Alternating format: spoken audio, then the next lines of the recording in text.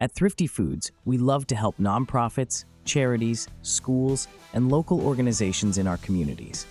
Our Thrifty Foods Smile Card bulk program allows organizations who shop at Thrifty Foods to immediately save up to 6% on the purchase of Thrifty Foods Smile Cards in bulk. These savings allow you to keep more money in your organization's pockets. Ask for details at Thrifty Foods in Parksville, a proud sponsor of the Pulse podcast with Peter and Dave. Here come Peter, here comes Dave. Oh, listen. Bringing stories, making waves, no missing. Spinning tales in the podcast cave, so sweet. Laughs and insights everywhere, what a treat. Peter and Dave, they're on the mics, all right. Join the ride, it's gonna feel just right. No Christmas week leftovers here, folks. No, it's a brand spanking new episode of the Pulse Community Podcast. Welcome, Mr. Peter McCully. Thank you, Dave the Polar Bear Dip Graham.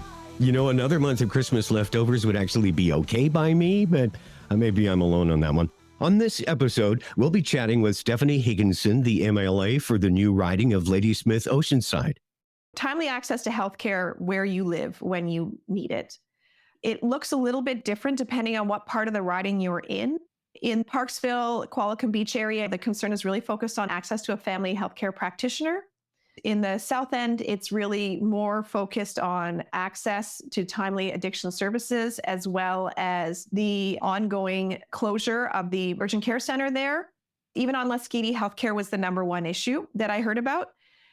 We'll also talk to an inspiring individual, Janel Van Dongen, who is the chair of 100 Kids Who Care Oceanside. We are entirely youth-run. We have adult mentors, and we receive support from the Parksville Qualicum Community Foundation. The kids run the meetings, they nominate the charities, they vote on the charities, and eventually they decide where their donation is going, which I think is really special. Congratulations to Dale Halstead of Qualicum Beach, who won a $25 gift certificate from Thrifty Foods for guessing correctly where the tickle trunk was. In case you missed it, the tickle trunk was sitting next to the new art installation created by Jessa Rakama, which was in the roundabout in Qualicum Beach. And we'll have another clue for you here as to where the tickle trunk will be next. Send us your correct guess, and we'll put your name in the draw for a $25 gift certificate thanks to Thrifty Foods. The clue is, where in Parksville, Qualicum Beach can you have your picture taken with Bigfoot? Dave, lots of folks start the new year with a polar bear dip, and that's not an ice cream treat of any kind. No, right. Of course not. Actually, the last and the only time I ever plunged into water during winter, I was fully clothed at the time, and it was something of an impulsive step off too far off a dock into a raging river. It was positively raging. Actually, it was during a party. There may have been adult beverages involved. It was a long time ago, but at least now I can check off jumping into frigid water from my bucket list. What's your story, Peter? Well, I've participated in the polar bear dips in the West Coast. My first one on the West Coast was a polar bear dip in Maple Bay, probably 25 years ago. I probably did 10 or so on Salt Spring Island. The water not as cold as growing up on the shores of Halifax Harbor, where I never would have gone for the polar bear dip. But on the West Coast, things are a little warmer. Any New Year's resolutions, Dave? Well, it sounds like you're suggesting there's room for improvement. For 2025, I'd like to lose a little weight like so many of us do, although I realize the experts say you have to be really specific with your goals, so I need to work on that to begin with. I'd also like to look more intelligent, so I've got some new glasses, and I think maybe an ascot or some other smart accessory might help fill out that image. My New Year's resolution is to get Ryan Reynolds to follow me on social media, and I'm not sure if that means I have to try and squeeze into a Deadpool outfit or something, but... It's okay if you don't. It's okay. Try not to picture you squeezing into a Deadpool outfit. But, you know, it's like being told, don't think of elephants. What do you think of? Anyway, no offense there, Peter. You know how you get Ryan Reynolds to follow you? You just say something bad about Blake Lively if you can find something. I doubt it. Who wants to get in trouble with Deadpool? Precisely. The Pulse Community Podcast is brought to you in part by M&N Mattress and Furniture Gallery. All mattresses at M&N Mattresses are made in BC. The latex comes from rubberwood trees in Sri Lanka. Take the 60-second rest test at parksvillemattress.com. Visit the showroom at 291 East Island Highway in Parksville. Ian Lindsay of Lindsay and Associates has played an active role in the local community since 1979. He has been with RE/MAX, Vancouver Island's most advanced real estate business network, since 1996, marketing and selling residential, rural, strata, recreational, investment, and project development real estate. Ian has received several awards recognizing his exceptional community commitment locally, as well as awards for outstanding performance and achievement from both RE/MAX International and the Vancouver Island Real Estate Board. You'll find true real estate professionals at ianlindsay.ca. If you're interested in joining our growing family of sponsors for the Pulse Community Podcast and Skookum Kids Stories podcasts, please let us know.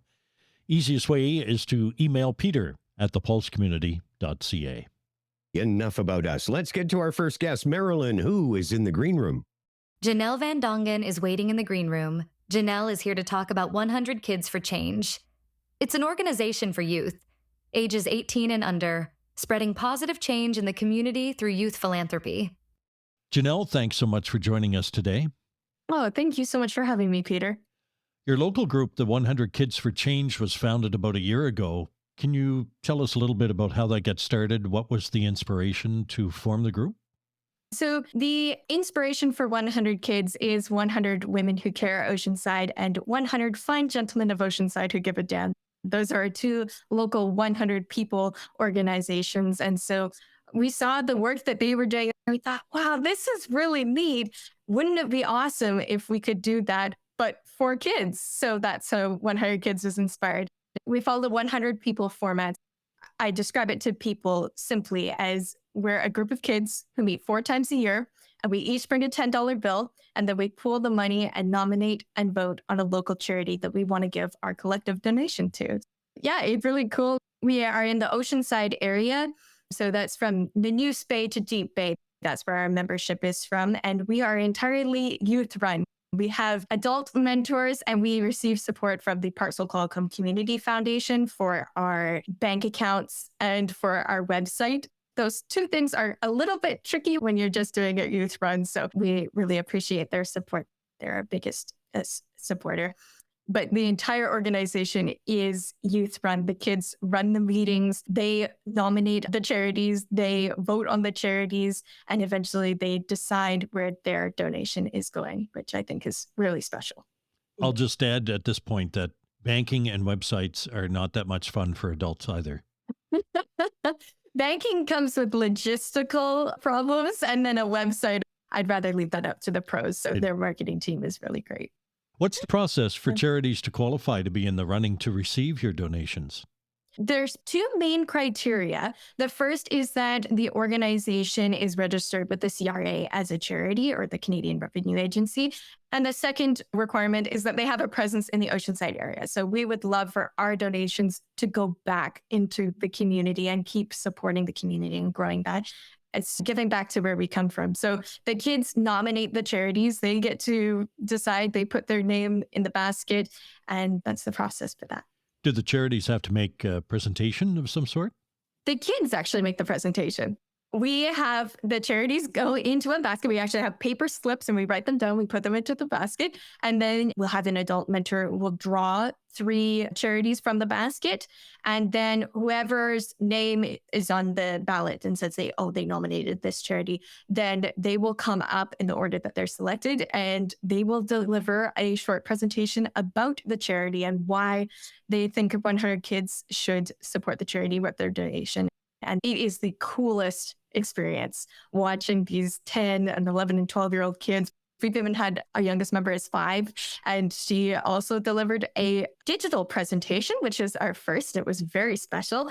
It's amazing to watch the kids go up and just share about something they're so passionate about. And you can just see the smiles in the room just watching these kids. It's super, super cool. I'm feeling suddenly very inspired and very old. There's no way to describe it. You have to come and just see it in action, because you just get chills watching it. It's really neat. What's the reaction from some of the recipients of these funds? Initially, they are super excited to hear that they gave the money, but what's actually more impactful is when they come back. The winning charity from the previous meeting gets invited to the next meeting, and there's about 3 months in between each meeting. We invite them to come and share about how our donation made an impact for them as an organization. And that's where you can see them really light up, because they get to come to the meeting. So they get to see what the kids are doing. They get to watch the whole process. And then they get to share about how the kids' donation, how their money made a difference for the organization. We've had the Parksville Museum come back to our meeting and share about how our donation helped them put on their trick or treat at the museum event, which I hear was very successful. I think Rachel had to go and buy more candy because they started running out. That was really neat to hear how, okay, our donation actually made an impact. It actually made this event possible. And that's when you can really see their gratitude for the donation. But we also feel so excited because it's like, it's making a difference in the community. You mentioned this is an under 18 group and that one of your members was 5. I'm guessing there's no minimum age. There is no minimum age. So that is our youngest member. Claire is amazing and she's very enthusiastic. So our youngest member is 5. Our oldest member is 17. You can come up till your 19th birthday. So it's 18 years and younger. And we leave it up to the parents to decide how old their kids should be before they join. We really just leave it open. And it's so neat. When you come to one of our meetings, you will see a 17-year-old talking with a 10-year-old and a 7-year-old. And there's all these different ages and all these different schools, all different areas of our community. And so all of these kids that might not run into each other on a normal basis are coming together because they are inspired to give. How many members do you have at this point, Janel? We have 31 members. And you're looking to go to 100, obviously. We are looking to go to 100. We won't stop at 100. We will take more. The women are a great example. 100 Women Who Care Oceanside, they have near 350 members. It's very impressive. We are aiming for 100, but we won't stop. Our goal for the next year, 2025, I think we are looking to at least double our membership. If we can get to 60 members, that would be epic. How do kids who are interested in joining get more information on how to do that? Our website is 100kidsoceanside.ca. All the information that you really need is on there. We have a registration form there. We have lots of answers to frequently asked questions. You can also find our Facebook. It's at 100 Kids Oceanside. And we're always posting on there, keeping it updated with the latest things that we're doing. Our registration form is also frequently posted there. And then if you have any questions, you can reach out to us on Facebook, or you can email us at 100kidsoceanside@gmail.com. It's very easy to remember all of this. And we would be happy to answer any of your questions. We'll have some of that in the story notes as well. That's great. Is there information on the website for those who might be interested in being nominated as a charity? So to be nominated as a charity, you have to talk to one of our members. Our nomination form is on there, but it is just for our members to use. So we don't really have a formal program for charities to reach out to a member and say, hi, we'd like to be nominated. But we've had lots of great charities nominated this year. Our first charity was the North Island Wildlife Recovery Center. We've also had the Society of Organized Services, the SOS, which I believe is a sponsor of this show. Yes, they have been a sponsor, and we're very happy to have them aboard. Yeah. And then, like I mentioned, the Parksville Museum, that was our August donation. And then our most recent donation was to the BC SPCA. And this most recent donation was very special because in August, we received the news that Rotary Club of Parksville has stepped up to be 100 Kids' first matching sponsor, which is really amazing. So whatever we raise at the meeting, they will match it. For this most recent donation in November, we got a surprise phone call from the Parksville Fire Rescue. They said, hi, we would like to donate $300 to the charity which you choose at your meeting tonight. So we ended up giving away $835.50 to the BCSBCA, which is more than all 3 of our previous donations combined. It was a really special thing. So if you include all of the matching that we've received this year and Parksville Fire Rescue's donation, we've donated $1,714.50 back to the Oceanside community. It's a really special number. But what I love most about 100 Kids isn't the money, isn't the donations that we give or how many members we have. It is watching the growth in our members throughout the year. That has just been incredible to see members making new friends and practicing public speaking skills and learning how to vote and learning about charities in the Oceanside area that are doing amazing work. It's really creating a community of youth who are passionate about giving back. That is the best part about 100 Kids. Before we go, I wanted to talk to you about you winning the top prize for the Canadian Young Speakers for Agriculture Award in Toronto, because we're sitting here chatting away and you're very well spoken for a young person. And that's quite an accomplishment. You were only 16 at the time you won this award. I understand you were invited to speak at the Canadian Federation of Agriculture AGM. I can sum it up with one word. It was amazing. It was absolutely amazing. I spoke to a crowd of around 200 people from the agriculture industry across Canada. It was my biggest crowd yet, and it was such a special experience. That was my first time going to Ottawa. Of course, you have to tour the Parliament building, so I got to go see the Parliament buildings as well as go and speak. It's definitely one of my highlights of 2024. Along with 100 Kids for Change, what keeps you busy these days? Finishing up grade 12 for sure. I'm finishing up my schoolwork. And then I'm also a volunteer with Rotary, where they're bottle drop, and they are the greatest group of local folks who just want to make a difference in their community. And they're so fun. If you're looking for something to do, they're always looking for volunteers, but that keeps me busy on lots of Saturdays. And then I'm planning to do some traveling and to start applying for universities in the spring. Janel Van Dongen of Nanoose and 100 Kids for Change. Such an impressive story, all the more so in that there's a 5-year-old in that group. And, you know, we are all about stories here at the Pulse Community Podcast. Just want to express my appreciation for that kind of story, one that is so inspiring and reminds us that as individuals and as groups, we maybe have more power than we might think. Dave, technology allows our listeners to tell us what they think on our Speak to Us online link. You can use your phone or your computer and speak to us in your own words, in your own voice, and you can also text us. So if you have a comment on an interview, a suggestion for a guest, or would like to reply to a question we might have, just click the link. Oh, Dave, what did Santa leave under your tree?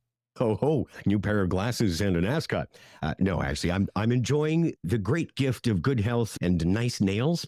People tell me I have nice nails all the time. They tell me, no, I'm happy to have a place called home and easy access for food and no war. And I could go on and on. How about you?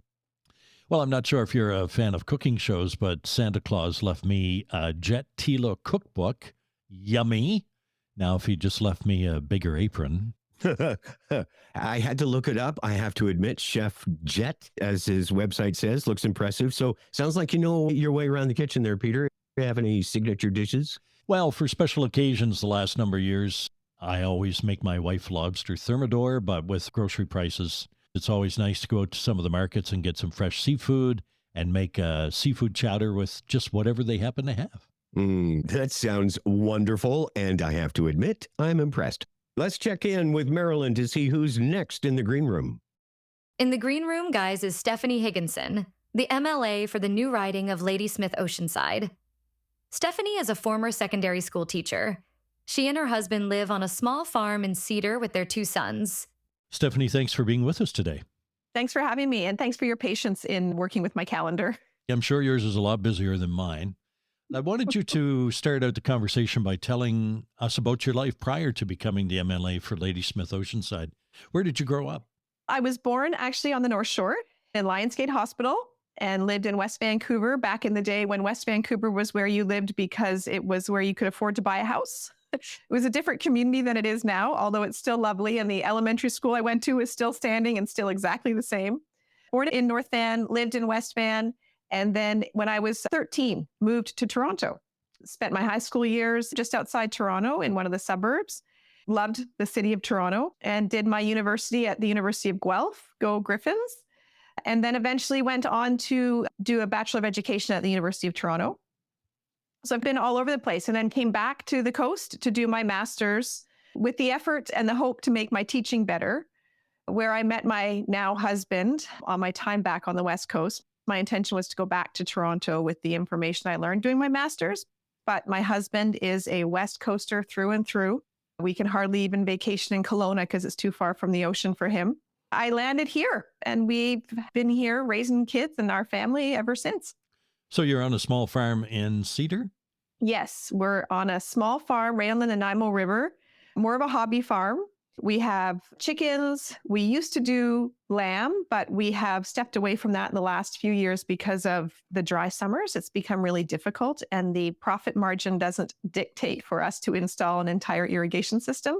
We also do maple syrup. We have a whole bunch of maple trees on a south-facing slope that have nice wet feet and lots of sunshine. So we tap those trees in the winter. We have a wood-fired evaporator and we make maple syrup that we then also sell as part of our farm status.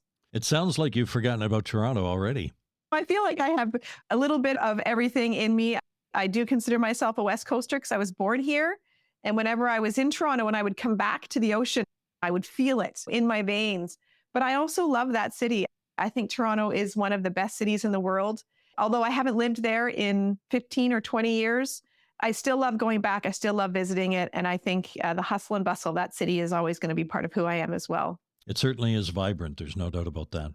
Stephanie, where and when were you first introduced to politics? My great-grandfather, my maternal grandmother's father, was an MP, a Liberal MP for Kenora. So I think politics has just been in my family, very typical sort of middle-class folks who talked politics at the dinner table. My parents volunteered for various local candidates in Ontario. It's an MPP, a member of provincial parliament, and MPs. So it's always been part of my family's conversation and the fabric of who we are. Stay involved, help where you can, and affect change where you can. I was student council president when I was in high school, which probably doesn't surprise folks. I think this stuff runs deep. I was always involved in student government all the way through. Eventually found myself as a school trustee. I'm a firm believer in the premise that those in public office who rise through the various levels of government are probably the most effective people. You are, as you mentioned, a former secondary school teacher, served a couple of terms as a school trustee. Was there a particular issue that compelled you to run as school trustee? There was. It wasn't on my vision board to be a school trustee, just like it wasn't on my vision board to be an MLA, but life takes you where it takes you, right? I live in a small community, Cedar, as you mentioned at the beginning, and maybe 2012-ish, there was a proposal by the school board at the time to close every school in our community and bus students out of the community. The education person in me took a strong look at the proposal and tried to understand it. The engagement process, unfortunately, from the perspective of being a member of the public who is going to be impacted by this, with kids in school and one in school and one about to start school, my kids were very small at the time, left me feeling disappointed in the desire to hear from the folks who were going to be directly affected by this. As a result of that, I ran for school trustee and was successful and was nominated and elected vice chair of the board and served in that position for probably 5 or 6 years of the 8 years I was there, and really tried to work hard at making sure that we deeply engaged with the public when we were making decisions about educational programming for their kids. It was a real desire for me to make sure that people didn't feel unheard. People may not agree with the decisions, but I wanted to make sure that people felt heard in the process. You also served 3 years as president of the BC Schools Trustees Association, which included those very challenging and scary years during COVID. Tell us about that time. Yeah, no one saw that one coming, did we? So I had been president for just under a year when COVID hit. Just before March break started, I got a call from the minister who said, "Are you going away?" I said, "I think all those plans are canceled now." If we were, I don't remember, everybody had to cancel travel plans, but he also knew that I had an off-grid cabin that sometimes meant you couldn't reach me. And he said, I might have to reach you. This was a Friday afternoon. He said, "I don't know. We're still waiting to see." And on Sunday morning, I got a call that said, "Okay, we're going to have to make some changes and we're going to have to start responding. And that was the start. It was a really interesting time. It's hard to imagine this, but this was before Zoom. We were making decisions for schools on conference calls with our cell phones on the floor, going through computer screens. We weren't looking at each other. There wasn't an excellent conference call system in place. What I really thought was important during that time was to make sure, it goes back to what I just said, that everybody felt heard. We have a lot to be proud of for how we handled education during COVID in BC. We were the largest jurisdiction in North America to have uninterrupted learning. Our students went back in June of 2020. That really helped us lay the groundwork for a reopening in the fall of 2020, where a lot of schools hadn't gone back in June, so they didn't have anything to fall back on.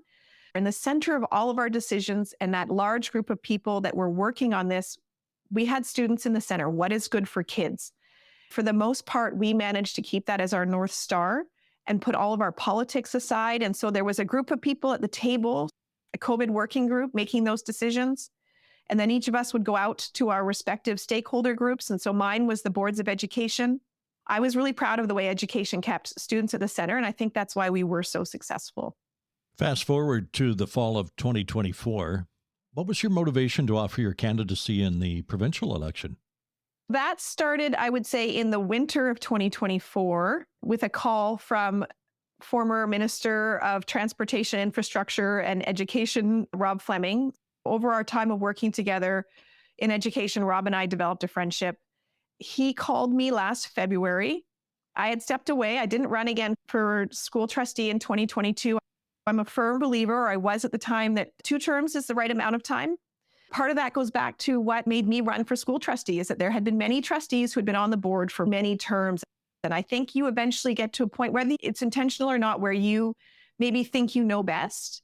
And I think it's really important to make room for new ideas, new voices, new energy, to have that energy to engage right and properly with the community. I stepped away. I did my 2 terms and I didn't run again. I was quite happy in private life. One of the things I joked about was that I could listen to the radio and actually think about calling into a radio show and giving my opinion, and it wouldn't matter. It wouldn't have any implications other than it was just me telling people what I thought. I never took advantage of that. When Rob called and said, there's this new riding, Doug's not running again, and it's going to be a tough riding. It's a weird shape. It's going to be tough for any party. It's important for us to win. I think you can win it. And I said, no, thanks. I'm enjoying my private life now. Thank you. That time in COVID that you talked about was very intense and a lot of public scrutiny. There was some safety issues that happened where people were showing up on my doorstep out of anger. And it was nice to have some privacy back. I also come from a family of problem solvers. I'm a very solutions-oriented person, and there's some issues that we are facing right now as a society collectively. And when someone plants that seed in your head about the possibility of being able to solve some of these problems, you start to look at them a little differently. So Rob, the eternal salesperson and politician, said, just think about it for a week. Will you just think about it? And in that week, I started to look around and look at the issues. We were experiencing something with my own family at the time, that I was watching my own parents struggle with rental prices and the impact it was having on them. And I know that a 10 years generation younger than me, most of those folks are not able to afford to buy a home. And when I looked at the impact it was having on my parents, I thought, wow, we're going to have a whole generation of people who will be on fixed incomes. And we need to really tackle this and take it seriously. My own kids wonder whether they'll ever be able to afford a home or if the planet will be here for them. And it just felt like I needed to show my kids that people are fighting for their future. The solutions-oriented person in me really wanted to be part of solving these big problems. And so I talked, my dad was in the hospital at the time. I was visiting with him. It was about March when I was trying to decide. And there was all sorts of reasons for me not to do this. And finally, my dad just said, Steffi, what's the matter with you? Just go for it. There may have been a few swear words in there because my dad was known to drop a few F-bombs. The message from my dad was just go for it. Just see what happens. And so I sought the nomination, and there was a nomination race, and it was a great process to go through. It really prepares you for what an election might be like. It's a small version of it, and was successful. From then on, it was off to the races for the election. When you were in the midst of the election out door to door in the various communities between, say, Qualicum and Cedar, what concerns were people talking about? Really, I think the number one issue for sure from folks was healthcare. Timely access to healthcare where you live when you need it. It looks a little bit different depending on what part of the riding you're in.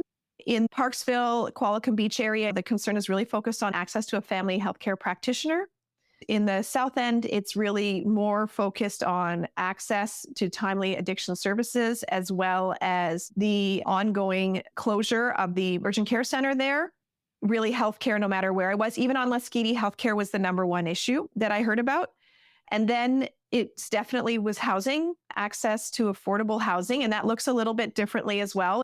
Making sure that families can afford to live, young families can afford to buy homes and aren't forced to move away. I had one woman on the doorstep who's lived just north of Qualicum Beach proper. She was renting a townhouse and was in tears with me on the doorstep. She had bought her first home, but it was in Port Alberni. She said, "This is the only place that I can afford to live, and I don't want to leave here." But she was going to leave Qualicum Beach to go live in Port Alberni because that's where she could afford to live. Then there's also access to off-market housing, affordable housing, and also supportive housing, making sure that we have all of those supports in place. We need to put an end to our homelessness issue. There's a lot that goes into that, but I heard clearly from folks about their fears for themselves and for members of their community around the risk of ending up unhoused. And what is the message that you have for young people today about their ability to afford a home in the future? Interestingly, my generation, folks think we're probably the last generation of people to afford homes, but of all of my close friends that I have, over half of them are living in multi-generational and multi-family situations where there might be one piece of property with two houses. So it's siblings. They've each bought. That's how they're sharing. Or many of my friends are now living on the same property as their parents. To young people, I would say, I think it's still possible. And we are working very hard to make sure that people can purchase a home, but that people might need to start thinking about it in a bit of a different way. And that's partly where those density rules have come in, where you can now infill based on the local government's rules around infilling. That hasn't changed, and they can ask for an exemption from the province if the local rules are a bit different for how much you can infill. But allowing multi-generations on one piece of property, I think, is something that people need to start thinking about as the alternative to a different type of homeownership in the future. And also, I think it has real benefits. Younger generations caring for older generations being involved with their grandkids has wonderful implications for both the seniors of that relationship and the kids of that relationship. I think it's a real opportunity for us. We just need to start thinking about homeownership a little bit differently. The Premier appointed his new cabinet after the election, and you were named caucus chair. Tell us what that job entails. The job is really about supporting the work of the caucus, the government caucus. That means everybody who's elected as an NDP MLA is a member of the government caucus. We form government, so they're the government caucus. When we walk into that caucus room and have a meeting, everybody is on the same level. It doesn't matter if you're a minister. It doesn't matter if you're a private member or parliamentary secretary. We're all on the same level. And so my job is to manage caucus business, manage the caucus budget with our executive director. It's to make sure that we have good policies in place to support good governance, and also really to provide support to caucus members in order to make sure that they can do their job and be successful at being an MLA. I work closely with the Premier and prioritize caucus business. So, lots of folks will come to you with lots of things that they want to talk about. It'll be my job, with the support of the Deputy Caucus Chair, to figure out what is important business for us to talk about, what needs to be moved up to the Premier's office, working with the Premier's office about what needs to be moved down to caucus. I call myself the grease in the wheels and the filter in caucus business. Sounds like fun. So far, it's been interesting. I get to work with a lot of folks that you wouldn't normally get to work with. So I work very closely with the clerk in the role. I'm working very closely with the House Leader and the whip. So it's a really collaborative position with the Premier's Chief of Staff. It's interesting because I get to know everybody, and I also get to know all the caucus members. When they need something, they come to me, they ask for some support in either moving forward some information. Maybe it's a particular issue local in constituencies, but really it's about figuring out how to make sure that we as a caucus and as a government caucus stay focused on our 4 key priorities that we've laid out for British Columbians, and that our business really helps us move forward and make sure we're all pulling in the same direction to accomplish those goals. Stephanie, prior to the election, the BC United had most of their seats in rural areas, and the NDP, for the most part, was more of an urban party. Not much changed after the election in that regard because the BC Conservatives picked up a lot of their seats in rural areas and the NDP again in urban areas. So what do you make of that urban-rural divide? And as a party, what does the NDP have to do to make inroads in more of those rural areas? If I had the answer to this, I think I'd probably be a political strategist. It's a tricky question for sure. But, when you dig down, there's maybe 5 or 8 ridings that had a vote split on the left side. I think the divide isn't quite as pronounced as people like to make it out in terms of the rural areas of BC being not considered to be progressive or more conservative, whatever the terms we want to apply, right versus left. I think it's not quite as divided as folks think when you dig into the data and the information. But overall, in terms of what we need to do to govern is when you form government, you govern for everybody and you govern for every part of the province. And so it's really important for us to make sure that we respond to what we're hearing.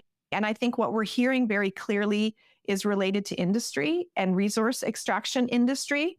We need to make sure that we can reflect that BC is open for business, but also doing so in a sustainable way that allows the province to manage our unique geography in a way that allows it to still be here for future generations. This all means we have to do things a little bit differently, and everybody has to come along to do things a little bit differently. And so I think what we need to do is really listen and find a way to weave those concerns through the fabric of what makes us an NDP party, is that we govern for everybody. People are at the center of our party, of our decisions. And so making sure that everybody feels heard and reflected in how we do business, I think is going to be key to breaking into some of those areas in the province that we have not traditionally been able to break into. We all know that politics is a contact sport. It's not for the faint of heart, especially since the rise of social media. What can be done to attract more quality candidates into political life, in your opinion? I will say that amongst my group of colleagues, we have really high quality folks. And I'm so impressed with their intellect, their dedication, their focus. I think we are attracting good people. I think we need to actually stop governing by social media. If we can find a way to take governance off of social media and not react, and make sure that people feel that they are included and that their ideas and their experiences will be important, and that we're not going to be governing by Twitter, as we just saw in the last month after Donald Trump tweeted, and it's sent us all into a tizzy. Hundreds and thousands of hours spent on this. I think it's not effective, and it doesn't lead to good policy. When you don't have a good foundation for creating good policy, then you don't make good policy. I think that what we can do is maybe return to the core values of what governance is, which is about creating sound policy that represents people across the province, where they can see their needs reflected in what's being done. But if we're constantly changing and reacting, then nobody feels connected because it's constantly moving, it's constantly changing. I don't have Twitter, X, whatever we call it, and I got through an election without it. And my hope is to continue to govern without it, because I just don't think it leads to good decisions. And so my hope to attract good people is that we can actually, as a society, recognize that this is not a good way for us to be making decisions, and that we need to return to some of those core processes that were formed over years of practice, and return to those to create good, strong policy that people feel proud of and connected to, and people want to participate in. Most politicos I've run across, Stephanie, and had the chance to chat with, read everything they can on the subject of politics one way or the other. Do you have any favorites? You know what? I'm actually a reader of fiction. I do like historical fiction, maybe a fiction story that's based on a real event. I love reading crime novels. Ian Rankin is one of my favorites because I just like a break. You spend all your time. But I will say one of my favorite political books that I read and read, I've read it, 6 times cover to cover, is Long Walk to Freedom, Nelson Mandela's autobiography. Sometimes I just pick it up and read a chapter. He exemplifies to me what good leadership is. He was patient. He was focused on his goal. He was committed. And I think his story is incredibly inspiring. If anybody ever feels like BC politics is a contact sport, then you just need to read Long Walk to Freedom, and then you feel better. And look at his level of commitment to his political goals and the sacrifice that he made for it, and his patience and his resilience to stay focused on what he was trying to achieve and how important it was. That is something that I have on my bedside table or sitting on my bookshelf in a place that's easy to reach whenever I need a little bit of inspiration. I was going to ask you if you had a hobby, and then earlier in the conversation, you noted that you had an off-grid place to go away to, like a cabin. So does this mean that MLA Higginson is going to be starring in her own reality series at some point? You know what? When we were building it, we probably could have done something like that because it was the best process to build. We actually used a tree crane. We got an old ship buckle that used to hold a mast. We put it around a tree. We got another tree, and that's what we used to crane in beams. Everything was milled on site. But now it's just a really beautiful spot to go and put our feet up and do what you love to do. We have a big stove there. I love to cook. So we've got a big 6-burner gas range there. We have our solar-powered battery system that allows me to bring over an electric mixer or a blender when I want to spend a bunch of time baking. It is a great spot to be. But time is precious, and I'm a mom of 2 teenagers. And I would say if I had a hobby, it would be being a sports mom right now. My older son is a basketball player, and my younger son is a lacrosse player. And I love being a sports mom. I manage a high-performance travel team for my son's lacrosse. Whatever is needed and necessary for my older son's basketball, I'm there to support. My hope and my goal is that I get to continue watching their games as much as possible with this role. It gets a little tricky with a lot of the sort of nighttime and weekend responsibilities. I'm trying to hold fast to being able to get to at least half as many of their events as I did before I got elected so that it fills my bucket. I have to be able to feel rejuvenated as well. So right now, my hobbies are to be a sports mom. I'll look forward to returning to my life of baking and cooking. That's not too long. My oldest is in grade 12 and my youngest is in grade 8. They're only with me for another few years. So I'll have lots of time to cook and bake when they're gone. Oh, you don't know the thing about kids that come back? My oldest has just informed us that he wants to go to university at BIU. So apparently he's never leaving. You did talk about multi-generational families. Yes, yes. I guess you'll be busy looking for 2 offices to open? That's the goal right now. Legislative Services out of Victoria actually have a leasing support. They're supposed to be looking for office space. My hope is that happens soon. Ladysmith is a really tricky place to get office space. Unfortunately, the lease from the previous MLA's office there was canceled. I'm got every finger and toe crossed that something will come up in Ladysmith. Luckily, in Parksville and Qualicum Beach, there's a little bit more space. My desire is to actually have the office in Parksville. It's more central to the area, allows for more transportation options for folks. Generally, if people are coming from Lasqueti, they're going south. Occasionally, they are going north, but what I heard from folks is that they would prefer that the office be a little bit more centrally located for accessibility purposes. Hopefully, we'll have something in the next few months up and running in Parksville. Once we find a space that meets all the requirements, it has to have 2 entrances and exits for security reasons. It has to be fully accessible. There'll be a requirement to do some renovations on it, but my hope is that we get this office open as soon as we can. Thanks for your time today, Stephanie. Really appreciated it. Thank you so much. I really enjoyed the chat, Peter. Stephanie Higginson is MLA for Ladysmith-Oceanside. She and a couple of colleagues were in the news recently talking about bringing more film and TV production to the island with some changes in tax credits, which means there's still a chance I'll be discovered. Well, maybe you'll be discovered and star in Vince Dietrich's TV show when he finally gets that together. It all depends on knowing the right people. No one admits to knowing me anymore. I'm not sure what's happened, but anyway. We'll be back after this word for Ian Lindsay. Ian Lindsay of Lindsay and Associates has played an active role in the local community since 1979. He has been with RE/MAX, Vancouver Island's most advanced real estate business network, since 1996, marketing and selling residential, rural, strata, recreational, investment, and project development real estate. Ian has received several awards recognizing his exceptional community commitment locally, as well as awards for outstanding performance and achievement from both RE/MAX International and the Vancouver Island Real Estate Board.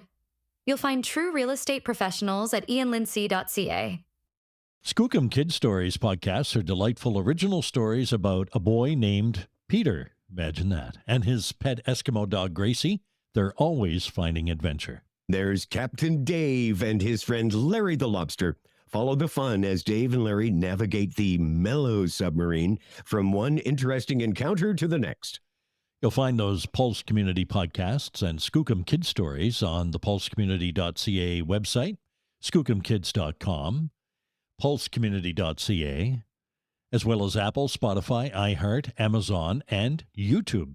Coming soon, be watching for Peter and I to be out on the loose, yes, in public, to ask your opinions, which we'll be featuring in upcoming podcast segments. That means they're actually letting us out in public for real this time.